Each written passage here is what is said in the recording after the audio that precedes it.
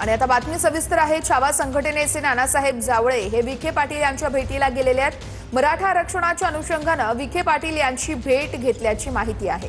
हैदराबाद गॅझेटचा मराठा समाजाला फायदा होत नसल्याची पदाधिकाऱ्यांची तक्रार आहे।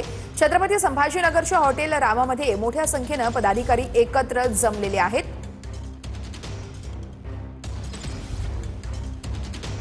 निश्चितपणे मला अजूनही खात्री आहे की आता उद्या शेवटचा दिवस आहे।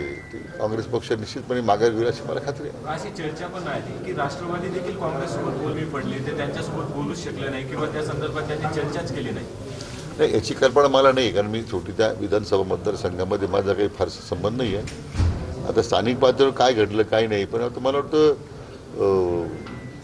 सगळ्याच नेते मंडळींनी आवाहन केलेलं आहे की निवडणूक बिनविरोध करावी। मला वाटतं काँग्रेस पक्ष लोक भावनेचा विचार करेल असं वाटतं मला। काँग्रेसची वक्तव्य आहेत आता पार्थ पवार बाबत जे बोलते काँग्रेसमध्ये चाललंय काय असं सगळं प्रश्न पार्थ पवार यांनी सडकून टीका केली आहे।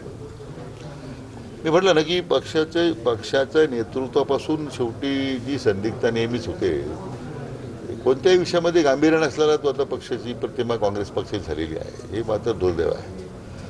आता त्यातून मग आता कोणावर टीका करून जर त्यांना असं वाटत असेल की आपल्याला फायदा होईल, तर त्या पक्षाचा प्रश्न आहे।